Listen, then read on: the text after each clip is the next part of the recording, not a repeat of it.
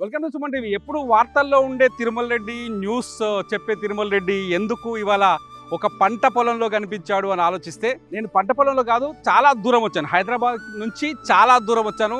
ఇక్కడ రావడానికి ఒక కారణం ఉంది, ఒక రైతు. ఆ రైతు పేరు వచ్చేసి బత్తుల కోటేశ్వరరావు. బత్తుల కోటేశ్వరరావు ఎక్కడున్నాడని వెతుక్కుంటూ వచ్చాను. వెతుక్కుంటూ వస్తే ఇది ఎక్కడంటే పల్నాడు జిల్లా బెల్లంకొండ మండలం పాపయ్యపాలెం అనే విలేజ్లో దొరికాట. ఎందుకు నేను బత్తుల కోటేశ్వరరావు వెతుక్కుంటూ వచ్చానంటే, ఆయన ఈసారి మిర్చి పంట వేశాడు ఒక ఎకరన్నర పొలంలో. ఆయన వేసిన మిర్చి కాపును చూసి ఆ పంట కాసిన తీరు నా దాకా వినిపించింది. నేను సుమన్ టీవీ రైతు కోసం కంటెంట్ చేద్దాం అనుకున్నప్పుడు కోటేశ్వరరావు పొలంలో మిర్చి పంట గురించి వీడియో చేయాలని నిర్ణయించుకున్నాను. అందుకనే కోటేశ్వరరావుని వెతుక్కుంటూ వచ్చాను. ఇదే కోటేశ్వరరావు ఫామ్. ఇక్కడ దాదాపు ఎకరన్నర విస్తీర్ణంలో కోటేశ్వరరావు క్రాప్ వేసాడు. చూడండి, మిర్చిని చూస్తుంటే అసలు ప్రాణం లేచొస్తుంది. క్రాప్ ఎంత బాగుందంటే, కోటేశ్వరరావు ఎంత కష్టపడ్డాడో దీన్ని కాపాడడానికి. మిర్చి పంట వేయడం అంటేనే రైతు ఒక ధైర్యం చేసినట్టు, ఒక సాహసం చేసినట్టు. ఎందుకంటే దాన్ని వేసిన తర్వాత విత్తనాల సెలక్షన్ నుంచి మొదలు పెడితే, ఆ విత్తనాన్ని మొలకలు అంటే నారు పోసి దాన్ని కాపాడుకొని పొలంలో విత్తిన తర్వాత దానికి తెగుళ్లు రాకుండా ప్రతి క్షణం దానికి పెస్టిసైడ్స్ అంటే మందులు కొడుతూ సస్యరక్షణ చర్యలు చేయాలి. సమగ్రమైన నీటి యాజమాన్య చర్యలు అంటే నీళ్లు సరిగ్గా చూడాలి, నీళ్లు సరిగ్గా పెట్టాలి ఆ పంటకి. ది సేమ్ టైం దానికి ఎటువంటి చీడపీడ రాకుండా సరైన సమయంలో పురుగు మందులు కొడుతూ ఉండాలి. ముఖ్యంగా మిర్చి పంటకు వచ్చే అతిపెద్ద కష్టం ఏంటంటే నల్లి. రైతుల పాలిట ఈ నల్లి అనేది అతిపెద్ద శని. ఎందుకంటే వాళ్ళకి మిర్చి వేసిన రైతుని నిద్రపోకుండా చేస్తుంది నల్లి. నల్లి వచ్చిందంటే మిర్చి అవుట్. సో నువ్వు ఏదైనా తీసుకో, ప్రపంచంలో ఎంత పెద్ద క్రాప్ అయినా సరే నల్లి అనేది ఆ మిర్చి పంటకి అతిపెద్ద శత్రువు అనమాట. ఆ నల్లి రాకుండా కాపాడడమే రైతు మొదటి లక్ష్యం. నల్లిని జయించగలిగిననుకో మిర్చి పొలంలో రైతు, ఖచ్చితంగా ఆ క్రాప్ అద్భుతం. అయితే ఇక్కడ అతిపెద్ద సబ్జెక్ట్ ఇంకొకటి కూడా ఉంది, విత్తనం. రైతు పొలంలో మిర్చి వేయాలని నిర్ణయం తీసుకుంటే ఏ పంట వేయాలి, ఏ విత్తనం సెలెక్ట్ చేసుకోవాలి, ఏ రకం. ఎందుకంటే మార్కెట్లో ఊదరగొట్టే విత్తనాలు చాలా కనిపిస్తాయి మనకి. టీవీలో యాడ్స్ కావచ్చు, చాలా చూస్తూ ఉంటాం.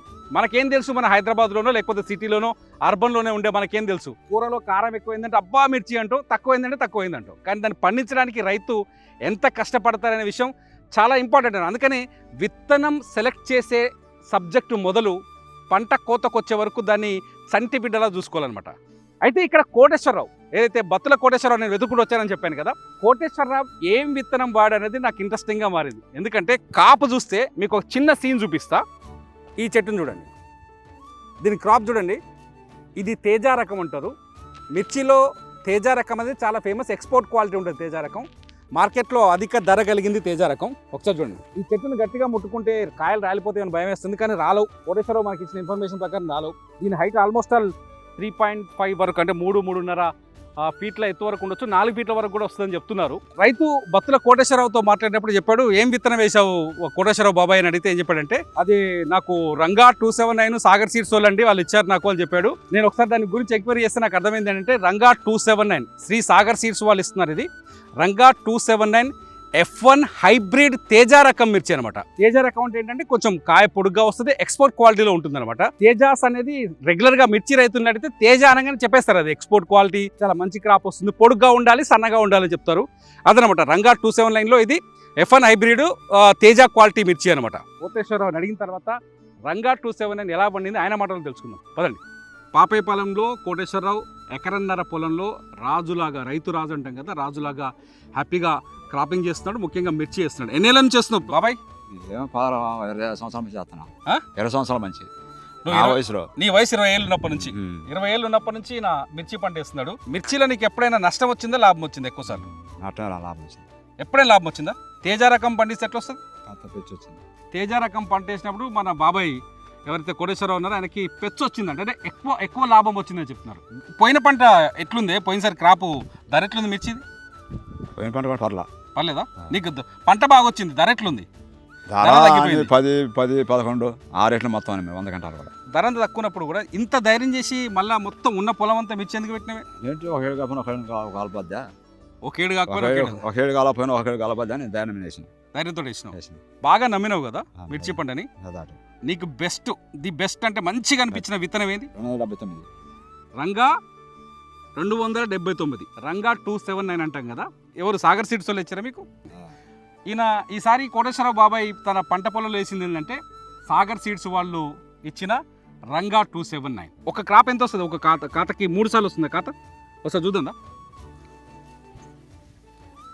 ఇది చూడండి ఒకసారి చూడండి. కోటేశ్వరరావు గారు ఇక్కడే ఉన్నారు, మనతో పాటు చూపిస్తున్నారు.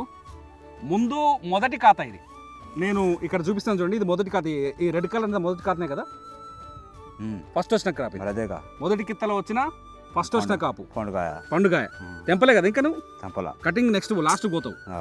రెండోది వచ్చేసి ఇది ఈ గ్రీన్ చిల్లీ ఉంది కదా, రెండో ఖాతా. ఇప్పుడు మూడోది పూతగా ఉంది చూడండి, మళ్ళీ వస్తుంది 3 ఖాతాలు వస్తుంది. 4 వస్తుందా? లైన్లో ఉంది కదా, రావచ్చు అనుకుంటున్నా. ఆయన చెప్తున్న మాటల ప్రకారం ఏంటంటే 3 ఖాతాలు అద్భుతంగా కాస్తుంది. 3.5 ఫీట్ల వరకు హైట్ ఉంది చెట్టు. రంగా 279 మనం చూస్తున్నాం, ప్రత్యక్షంగా చూస్తుంది. 3.5 ఫీట్ల వరకు హైట్ కనిపిస్తుంది మనకు కొలిచినా కూడా. బాబాయ్ చెప్తున్న మాటల ప్రకారం ఆయన 3 అని చెప్తున్నారు. ఎందుకంటే మనకైతే కొలతలతో చూస్తే 3.5 ఫీట్లు చాలా చెప్పేవాళ్ళంగా, అందుకని స్పష్టంగా చెప్తున్నాను నేను. 3.5 ఫీట్ల హైట్ ఉంది.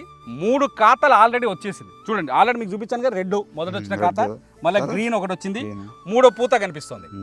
సో రంగా 279 క్రాప్ ఈయన వేయటం వల్ల ఏంటంటే ఒకటి 3.5 ఫీట్ల హైట్ వస్తుంది. రెండోది వచ్చేసి 3 క్రాప్లు ఆల్రెడీ వచ్చేసింది. నమ్మకం ఉంటే బాబాయ్ చెప్తున్నాడు 4వ ఖాతా కూడా రావచ్చు అని చెప్తున్నాడు. మంచిగా నీళ్లు కడుతున్నాడు, కంటికి రెప్పలా చూసుకుంటున్నాడు పొలాన్ని. మూడోది వచ్చేసి దీనికి ఉన్న స్పెషాలిటీ ఏంటంటే 3 క్రాపులు సమాంతరంగా ఉంటుంది కాయ. మొదటి క్రాప్లో సైజు ఏదైతే ఉందో ఈ మిర్చి సైజు, మనం గ్రీన్ తీసుకో, ఇందులో సెకండ్ క్రాప్లో గ్రీన్, 2 సేమ్ ఉంటాయి చూడండి, సైజులో సేమ్ ఉంటుంది. ఇది స్పష్టంగా ఇక్కడ మీకు ఒక green and red chilli crop size చూడు సేమ్ ఉన్నాయి కదా, ఒకే తీరు ఉంది కదా. సో నీకు పైకి వచ్చినాక కూడా ఈ పిందె, ఇదంతా పిందె దశలో ఉంది. పిందె ఈ స్థాయిలో ఉందండి. ఒకసారి చూడండి, 3 పిందెలు చూపిస్తాను. పిందెనే ఈ స్థాయిలో ఉందంటే నీకు ఇది పెరిగేసరికి ఇంకా పెద్ద వస్తుంది కదా, దీని సైజ్ వస్తుంది కదా, బరాబర్ వస్తుంది. తాళ్ళు అస్సలు కనిపించట్లేదు కదా, తాళం లేదు. శ్రీ సాగర్ సీడ్స్ వారి రంగా 279 విత్తనాల గురించి మనం తెలుసుకుంటే, ఇటువంటి రంగా 279 లాంటి క్రాప్ దొరికితే ఆ రైతుకి నిజంగా గుండెల మీద చేసుకుని హాయిగా నిద్రపోతాడు. రంగా 279 ఉండే ఇంకొక మంచి లక్షణం గురించి చెప్పాలనుకుంటున్నాను. నేను కాదు, రైతే చెప్తాడు. ఆయన అడిగాను కోటేశ్వరరావు గారిని, ఏం చెప్తున్నాడంటే రంగా 279 ఈయన విత్తిన తర్వాత ఎక్కడైనా ఎండు తెగులు కనిపించిందని విల్ట్ అంటారు కదా, లేదండి లేదు ఎక్కడ. ఇప్పుడు మీకు తెలిసిన ఎక్కడైనా ఎండు తెగులు వచ్చేసి పోయిందా క్రాప్? చాలా మంది పోయింది కదా, పోయింది మా దాంట్లో కప్పాల. ఇది అంటే ముఖ్యంగా మిరప రైతులు ప్రధానంగా ఎదుర్కొనే అతిపెద్ద సమస్య విల్ట్ అంటారు.